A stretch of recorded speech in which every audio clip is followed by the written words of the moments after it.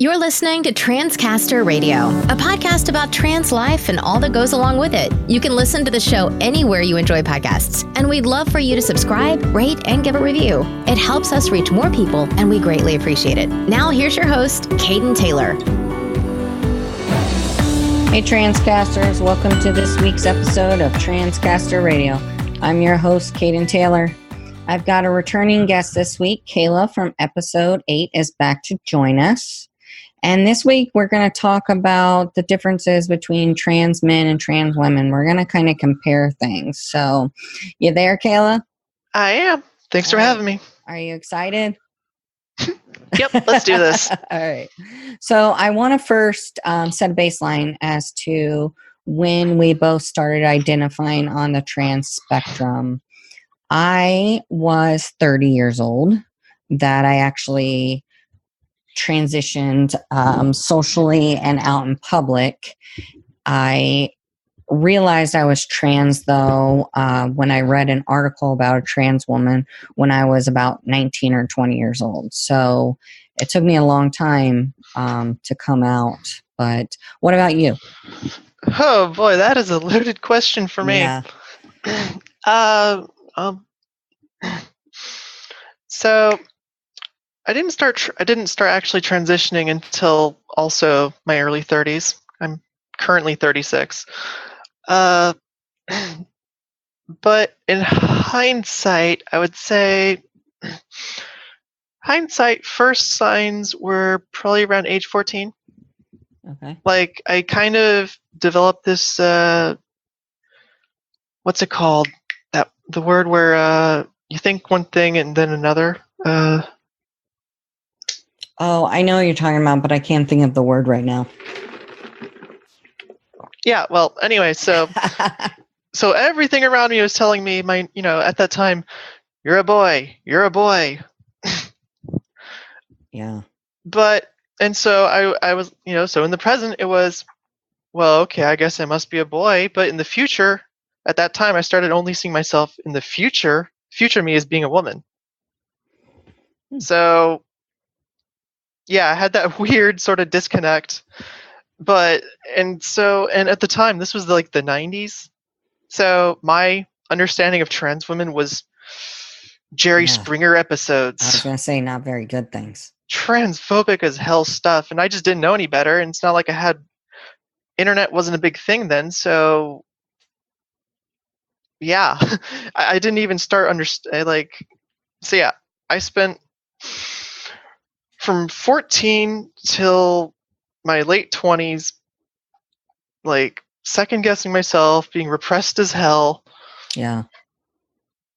Do you think that it just depends on the person as to when they transition and based on their like circumstances in life at the time? Oh, very. Yeah.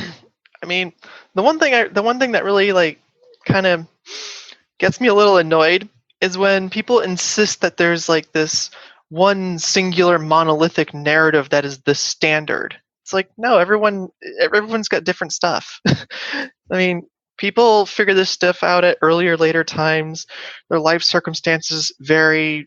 All sorts of things just make it individual, Yeah, exactly. And you're a trans woman, I'm a trans man, but your scenario and your transition and your journey is not the exact same as another trans woman, as my transition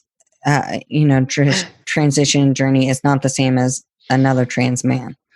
And I think that society, cisgendered people think that we all have one way of transitioning, and that's so not true. Yeah, it certainly is a tendency I've noticed. Like, even when it's well-intentioned, because a lot of the times it is well-intentioned, because they're just trying to understand something that they don't experience. And to do that, they kind of have to go for, okay, what does it actually mean? And they have to try and go from there. And it's like, no, it's not that simple. Yeah. So let's talk a little bit about the differences between hormones. So I take testosterone and you take estrogen. What was it like for you going from having all this testosterone running through your body to now I'm assuming you're on testosterone blockers and then estrogen on top of it? Yeah, I'm currently on the pretty common prescription that a lot of trans women in the U.S. have. I'm on estradiol and spironolactone. I'm also on progesterone, but that's optional. Okay. But so yeah, there was definitely some differences. It after a few weeks of being on HRT, my brain started feeling the effects, and my brain liked it. Yeah. Like, this gets into the parts about dysphoria that I think I try to explain to a lot of cis people this way. Having your brain running on the hormone levels it's not wired for is like trying to run a gas engine on diesel. You're going to have problems. That's a good analogy. So, like, all my life, my primary emotion was anger. Imagine every day feeling anger about something, just baseline anger all the time. That was my life for at least since puberty, but within a few weeks of HRT, for the first time in my life that I could remember, anger was not my primary emotion. Can you imagine how freeing that felt? Yeah, that must have been It's like phenomenal. Yeah, because anger is such a heavy emotion. it is. It wears you thin. So, and then apart from that, I just it sort of it was like greasing the gears in other ways. It's like it made it. I felt a bit more at ease in general, so that meant I felt more at ease doing certain other things like socializing and such. Yeah, so for me, I definitely felt it within the first probably 4 weeks. My skin was definitely not as soft as it was before, and I started to get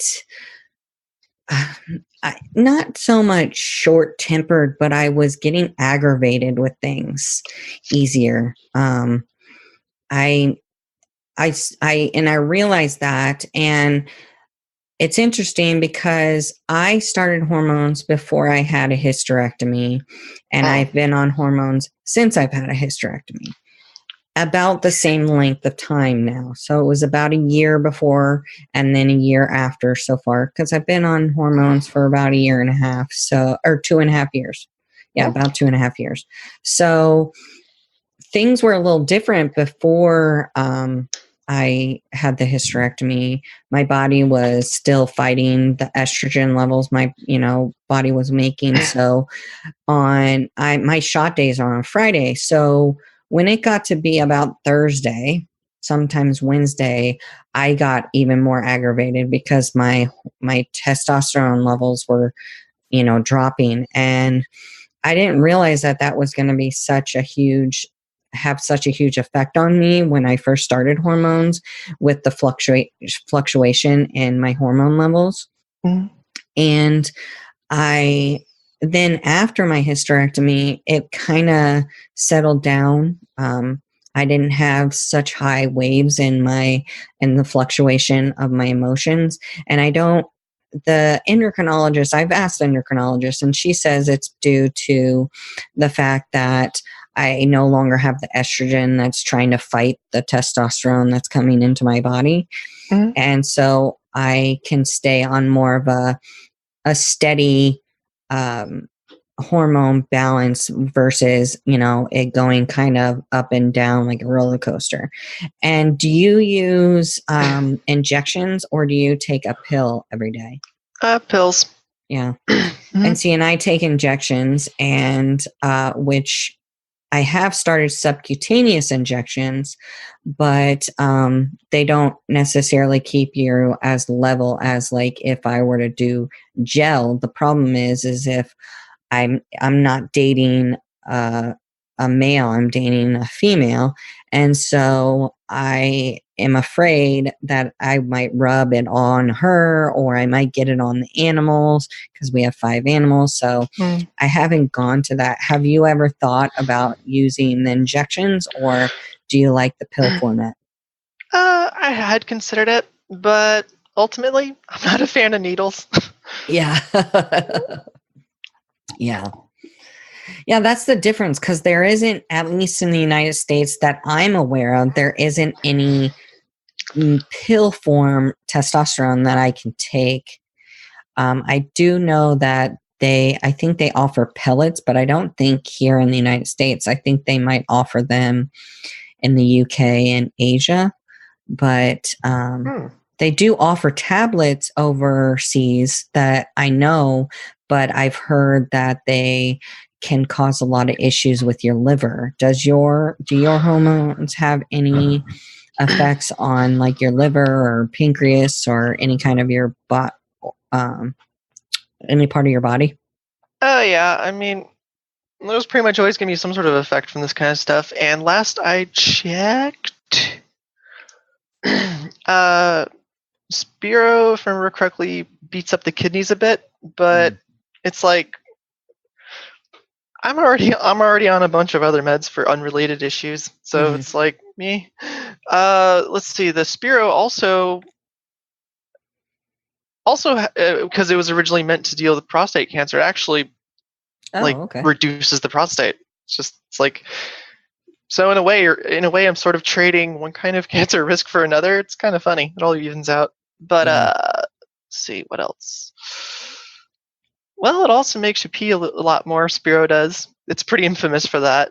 Oh, really? Is it a diuretic? It is. Let's see. Then there's potassium. There can be some potassium retention issues, but usually not serious. Yeah, Can a trans woman take estrogen without taking the testosterone, the blocker, spironolactone?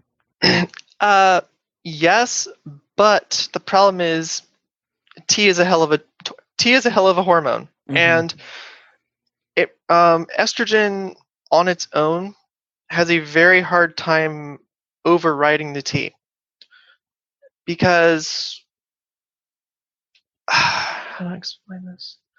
Well,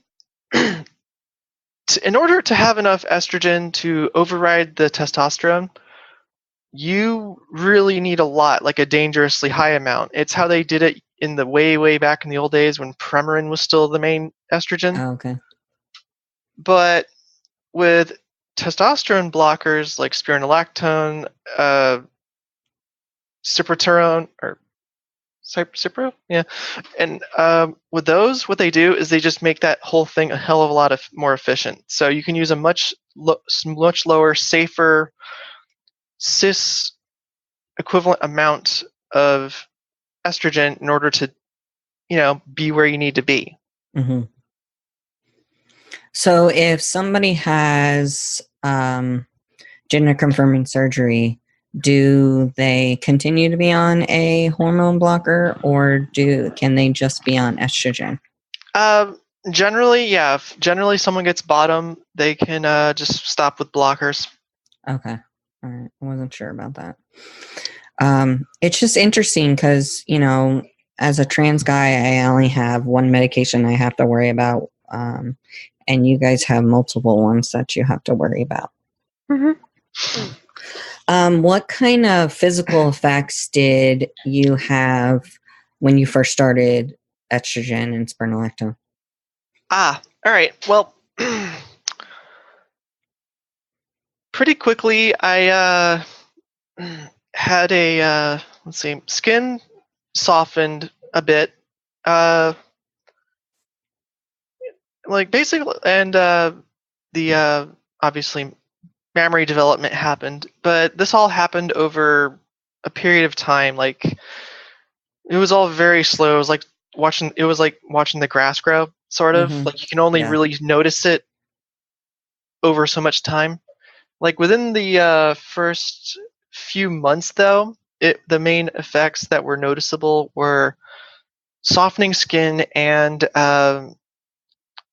just the very starts of memory development. Everything else after that was just gradually developed over the next years. Yeah. Yeah, that's kind of what happened for me. And for me, it was actually my skin not being as soft as it was, and clitoris growth.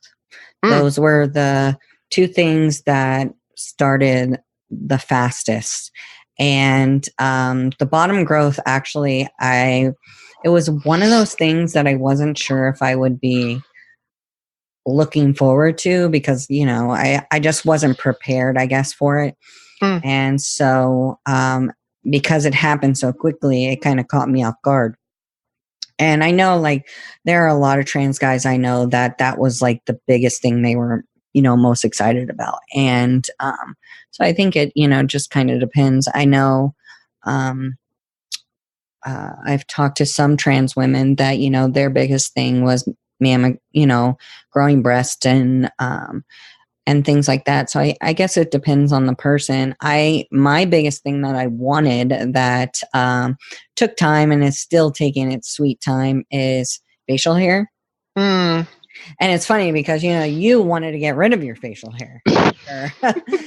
So, and I'm totally opposite. I wanted the facial hair, and it's still, I mean, I do wear a beard. I have areas where it's where you touch it and it feels like a baby's butt, because no hair like wants to grow there no matter what I do. But those were the kind of things that I was looking forward to in the beginning, but then other things happened. But over time, and, I'm not always the most patient person. So I've had to, this is, you kind of have to have patience in some of the stuff that, happens through a medical transition. So, but, it differs on the person. Yep. So let's talk a little bit about passing. And that's always a fun topic. I want to talk about a couple of things in regards to passing, because let's first start with how you presented for part of your life and most of your life so far. You presented to society as a male. So you had male privilege. And then you went from that to not having male privilege. So, and I was opposite. I went from presenting as a female most of my life, and now I present to society as a male. And I did not realize how much male privilege there was, even though I knew it existed. I didn't know how different it was until I started, quote unquote, passing in society. And I hate that word. I'm not a big fan of passing, but I think you are who you are. And but to society, I started passing, and I didn't realize how much male privilege I had. And it took me a while to almost come to terms with the kind of privilege I had. And I'm very honest. I know I have privilege. I mean, I'm white, and now I'm considered, to society, I'm male. So I have a lot of privilege that, even though I'm trans, the average Joe doesn't realize I'm trans in society. So for you, how were things when you, quote unquote, started passing, if you consider yourself to be passing in society? Let's see. Well, I apparently pass at least part of the time, given I was able to unwittingly confuse an ER nurse. Oh, interesting. Yeah. Last time I went to the ER, she was just doing the intake questions as though I were cis. She's like, "Okay, when was the last period?" I'm like, "Never." "Have you ever been pregnant?" "Never." She just kind of looks at me funny. I'm like, "I don't have the parts to do that." And she's, "Did you have a surgery?" And I'm like, "I'm trans." "Oh." So I was in horrible pain at the time, but in the small part of me that was still present was like, yay. Yeah. So I guess that works for saying I can at least pass sometimes. Mm-hmm. And some of the stuff is what I expected. I have been looked up and down like a piece of meat by nasty old guys. Oh, wow. Yeah, it's been like I mean, I'm a combat vet, so I don't shake as easy as some people. But even me, it was like kind of cringe. It's like, are you serious, dude? Yeah. But other than that, it's been mostly a lot of little stuff. Like, not the stuff I would normally think of that most of the cis women around me, like, when I do bring it up, they're like, oh, yeah, that's normal for us. Stuff like like going to eat somewhere, and if there's one guy with us, the wait staff will talk to the guy first. Yeah. Or assume that he's paying. Yeah, that kind of stuff. Exactly. Yeah. And even online, there'd be like people that just like assume based on a name I have in some places that I'm a guy, or assume that because I'm a combat vet that I must be a guy. That kind of stuff. It's like, really, how small is your world? Yeah. So and I know that I've been extremely lucky compared to a lot of trans women because I don't have to go out and deal with people that often, and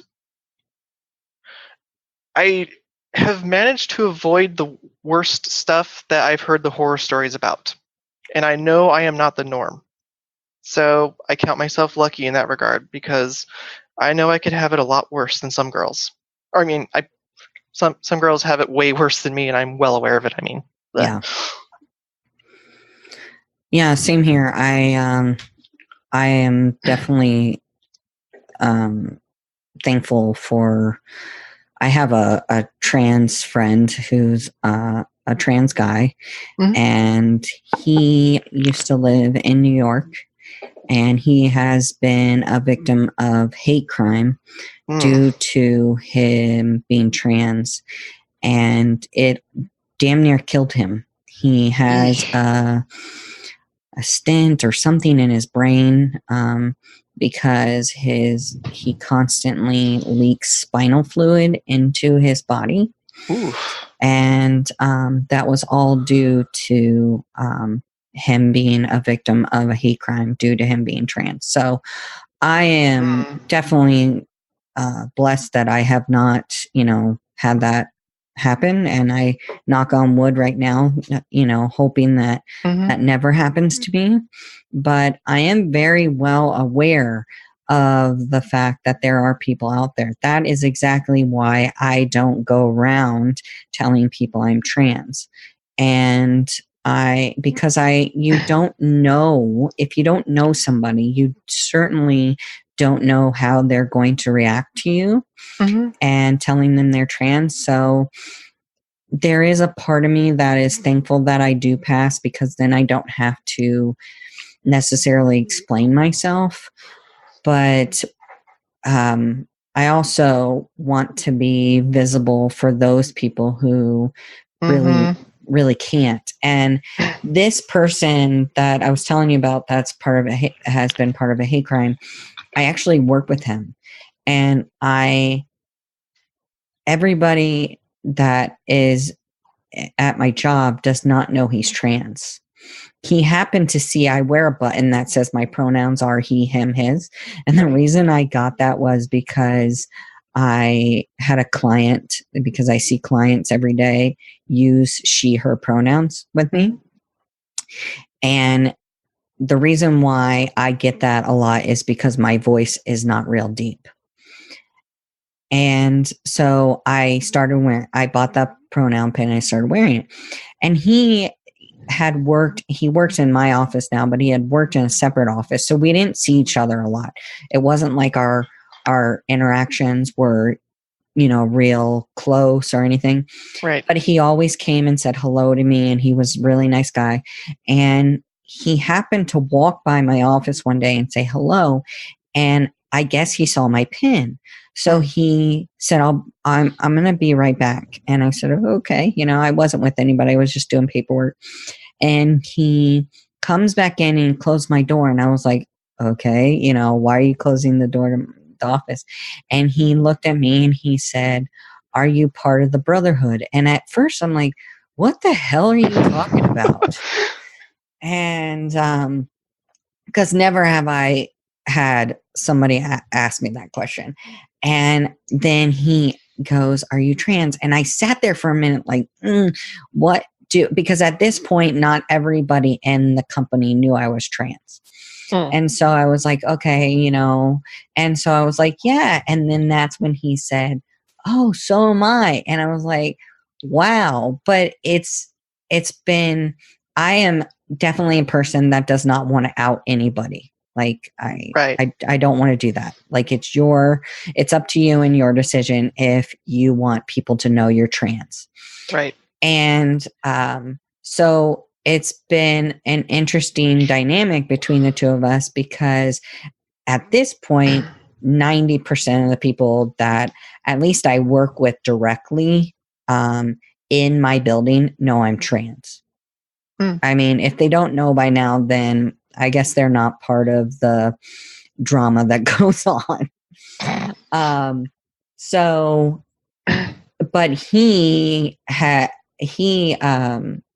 people don't know he's trans. He has basically lived stealth since he started his transition. Right. And it's interesting to be somebody who is out there and then know there's another person that's in the same environment as you that is not out. And we work in a fairly friendly LGBTQ organization. Like we serve probably 85% of our clients are gay men. So it's not like we don't work with the LGBTQ community. It's just if you were to be in an environment like that, would you choose to come out or would you choose to stay stealth having had something like he had happen to you? That's a tricky question. Yeah, because see, I've never had anything like that happen to me. So I don't know, if something happened to me like that, if I would, hide myself because, dear God, something like that happened again. I think in my case, well, my ongoing standard has been, I'm not really stealth, but I'm not exactly advertising except when it's relevant. Like I've done a little bit of activism. So I have gotten up and talked and, made it pretty clear that, I'm trans, I'm speaking and on this topic that's relevant to trans rights. So I've done that, but in my everyday life, I don't necessarily walk around wearing a trans pride flag or anything. Don't have anything against it. It's just I'm just not prone to advertising much about myself in general. But I don't really concern myself with stealth because, like you were hitting at earlier, there are certain politics to that whole topic because stealth is understandable, but at the same time, trans rights happens when we push to be accepted. Exactly. And part of that acceptance happens faster when the cis populace at large can see that, we all look different. We're all just people. We all, we're not stereotypes like they imagine in their heads of what a trans person is. Like the classic for trans women, our caricature is we're all men in dresses. And it's like, no, we're normal, just like you. So I think it's important that for people who happen to have passing privilege and can afford to do it themselves, That's the big thing. If they can afford to do it, then I think it's a good to at least not be stealth. Yeah. I mean, out and proud is, personal preference, obviously. Yeah, I'm the same as you. I don't wear a trans flag on my back, but I'm not really stealth either, but I just don't advertise it. I'm just like, I'm the same way.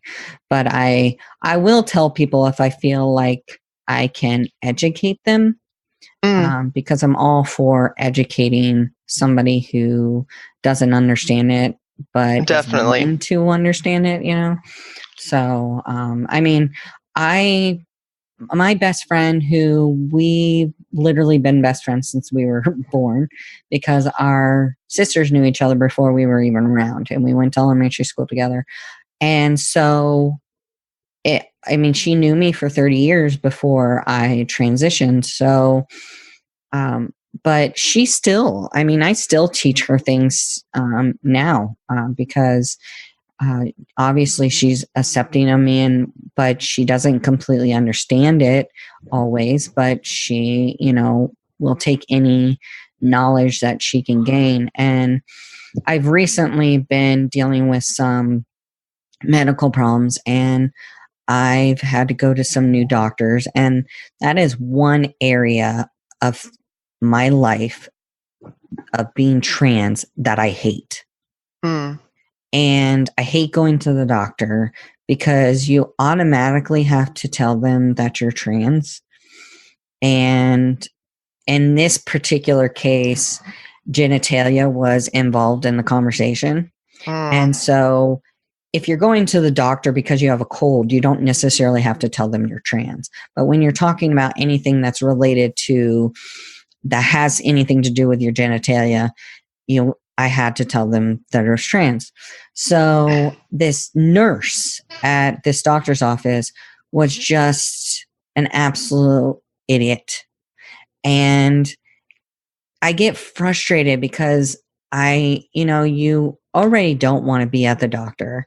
And it's the one place that I don't educate. It's the one time I have a hard time sticking up for myself, and because she kept misgendering me and stuff. And so the doctor was very good, but his nurse in particular was really bad. It made me to the point where, like, I didn't know if I wanted to go back to him, because it was such a bad experience. And I've had some really bad experiences with healthcare since I transitioned. I actually, after my hysterectomy, I started to bleed extremely bad, and I was hemorrhaging, and I had to go to the emergency room. And that was probably by far the worst experience I've had with the healthcare system since I started transitioning. That sucks. Yeah. So it's, I think there's pros and cons to passing, but I'm definitely all for being able to educate somebody if you have the ability to, that you are going to be safe from it. Because I definitely think you need to have a safe environment if you are going to come out and educate. Like, actually earlier today, this morning, I had another interview actually, and she has a trans son who's only 10 years old.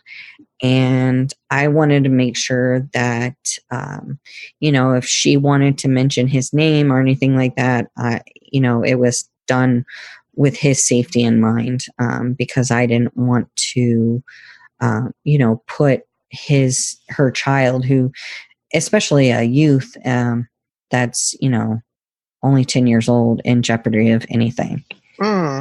Yeah. So let's talk a little bit about, this actually is a big topic for me, but acceptance.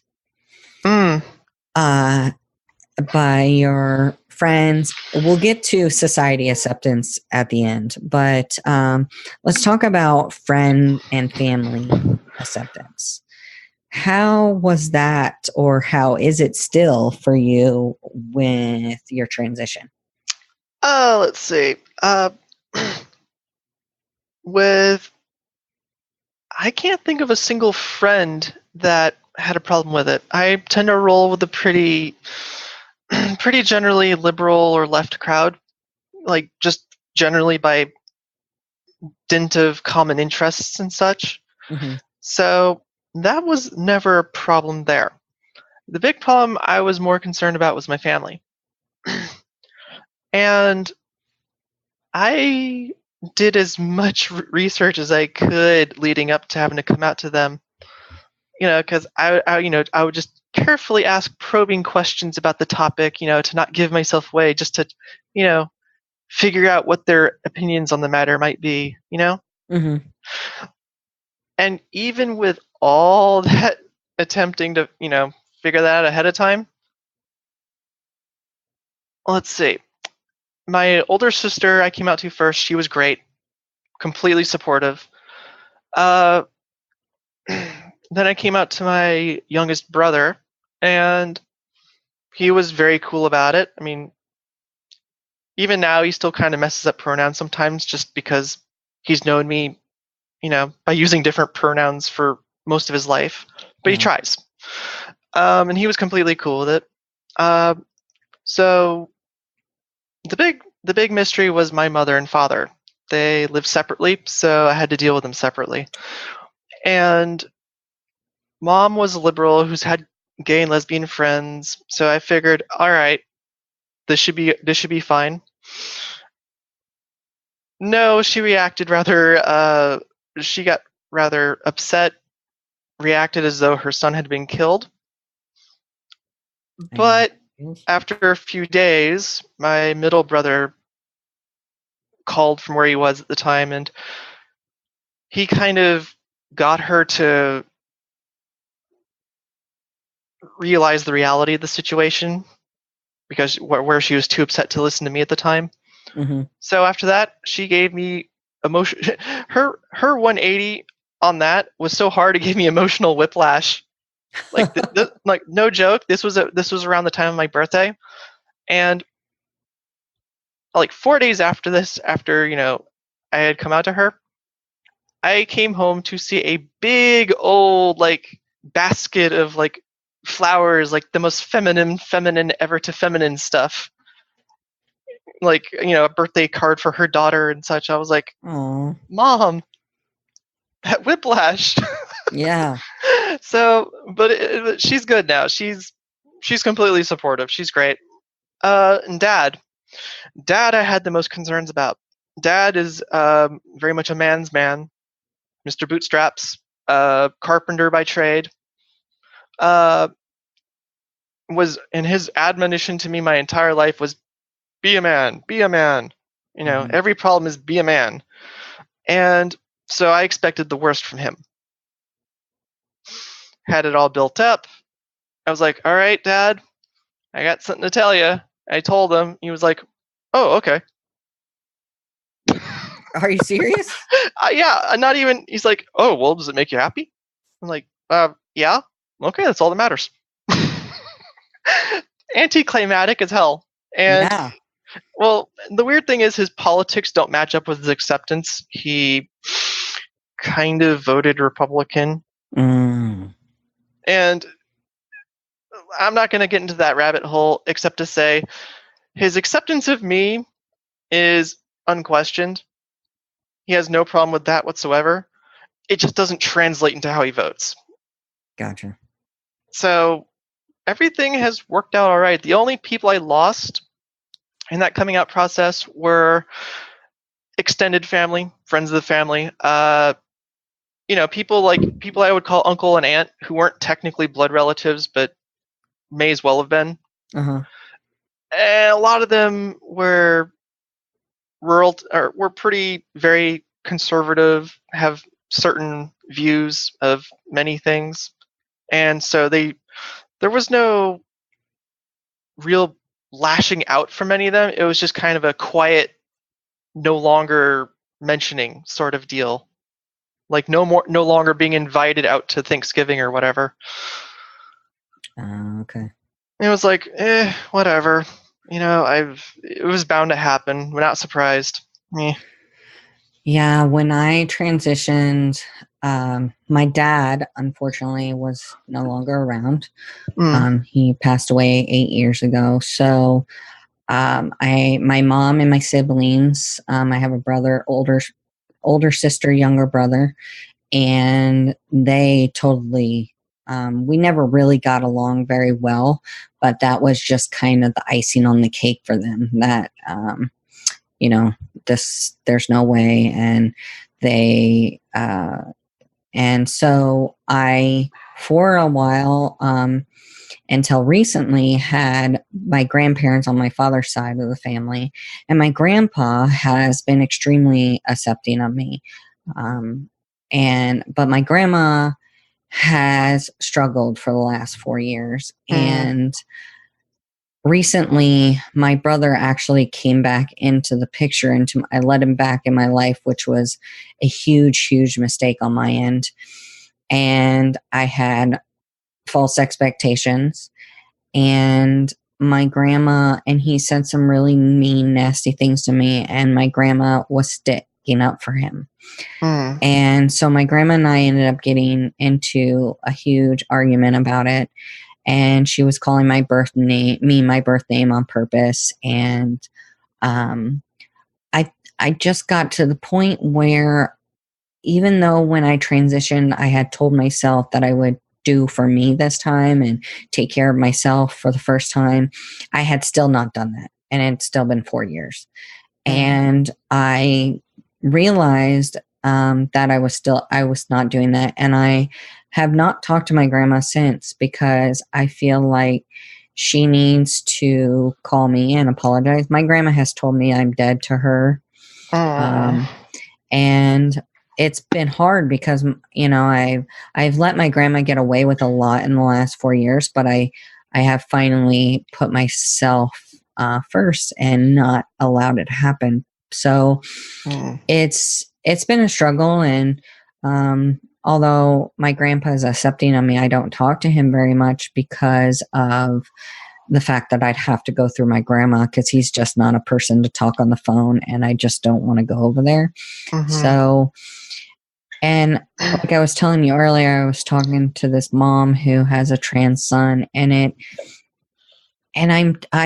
since I've been doing the podcast, I've talked to obviously more people, and more youth's parents are being more accepting. And that makes me happy. Although I still know that there are people that are kicked out, youth that are kicked out, that are homeless, and, and it still exists. And until there's acceptance of the trans community, that's still going to exist. But I like to hear the stories of where their parents are accepting of them, because I know that although you make your own family, your chosen family, there's still a part of you that wishes that you had some kind of a relationship with your blood relatives.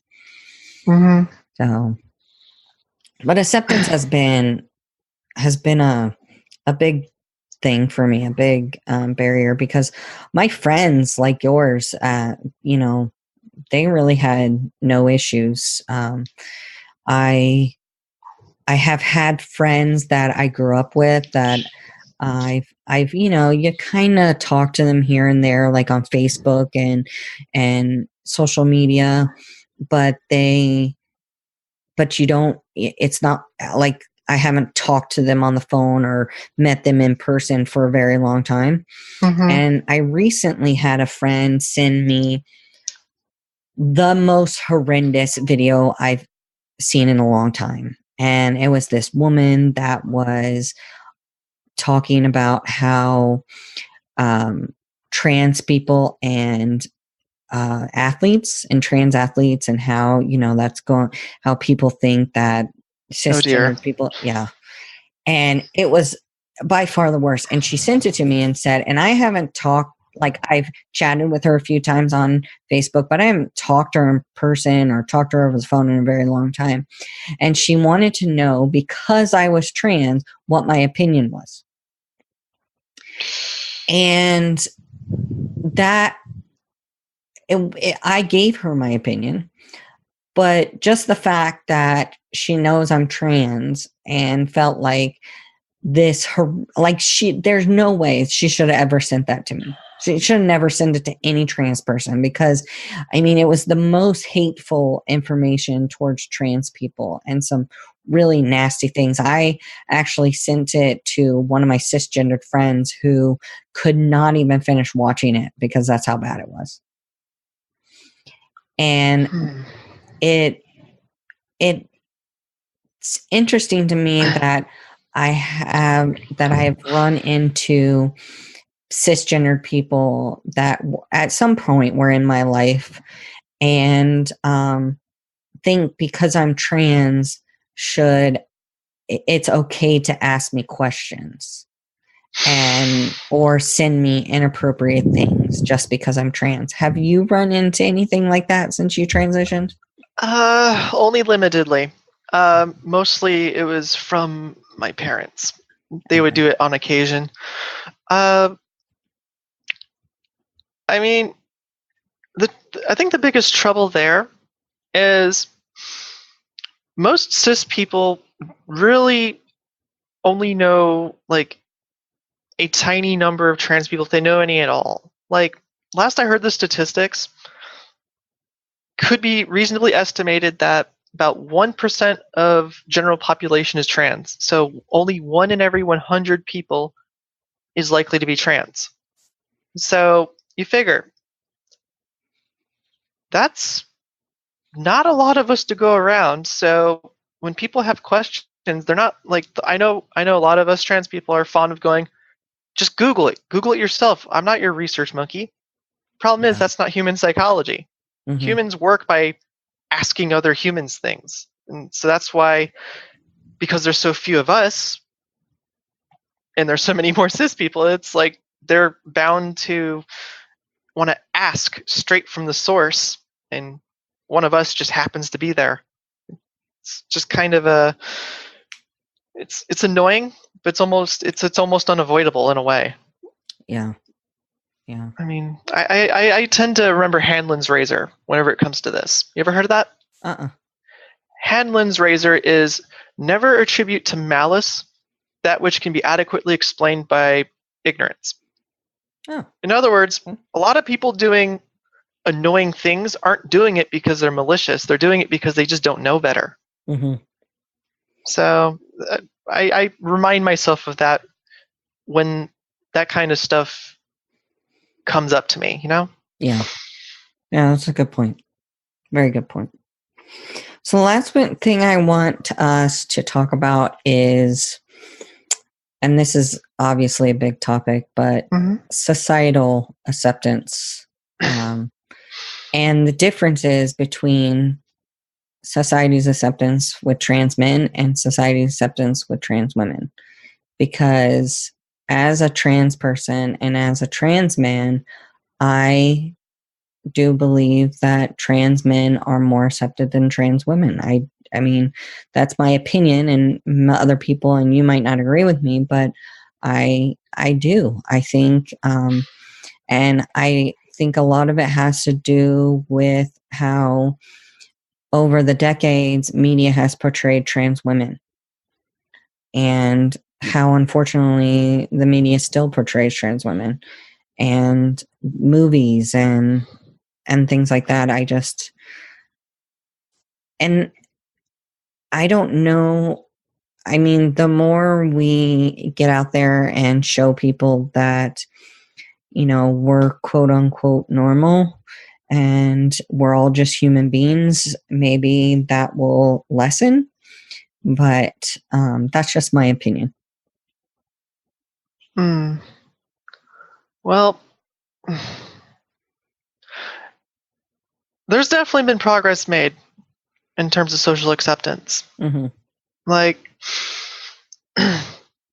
I would not have wanted to try and come out back when I was in high school.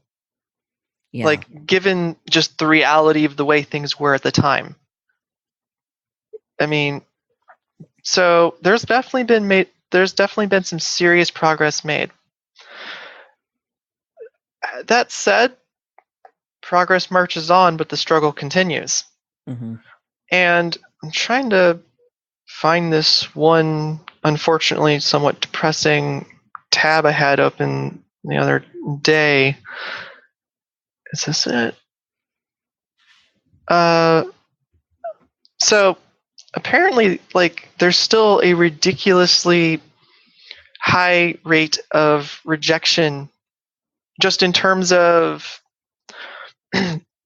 like here. Okay, I found it. So there was a study that said across a sample of heterosexual, lesbian, gay, bisexual, queer, trans individuals, 87.5% indicated they would not consider dating a trans person, with cisgender heterosexual men and women being the most likely to exclude.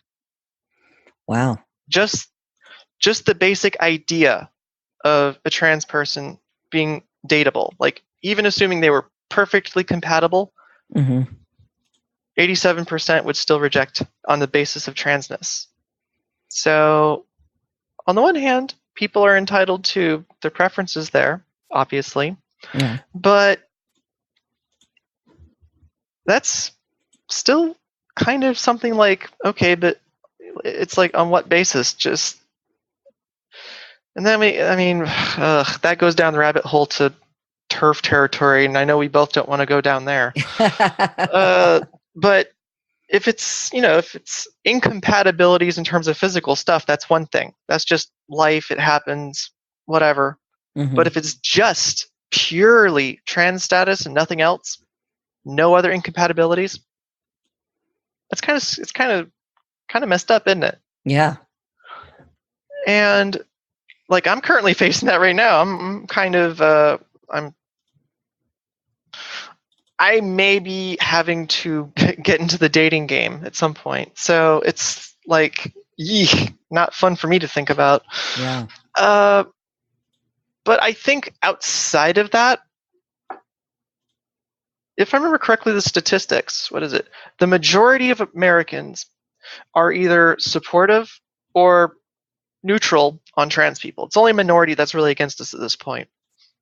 So we have made progress in acceptance, but like you said, there are still kids getting kicked out of homes. Yeah. So progress happens, but the struggle continues. Yeah, I agree. And I think we're making headway, but with any kind of progress, it's a slow moving factor. Yep. Never quick enough, is it? No, never. And it certainly doesn't help that we have a terrible person in office here in the United States. Yeah. Yeah. Well, I'm less concerned about his views on us than I am the views of the people around him who are motivated to whisper certain things in his ear. That's true. Like, yeah. Pence is a true believer. Yeah. He truly hates us. Mm-hmm. Trump only cares about Trump, let's be honest. Yeah, that's true too. Yeah. Well, thank you. I appreciate you coming on today and chatting with me. And anytime. I'd love to have you on again. All right, Transcasters, that's all we have for you this week. Thank you for listening, as always, to this week's episode of Transcaster Radio. Don't forget to tune in next week for another great episode. Until next time, love life, live authentically, and as always, rise up.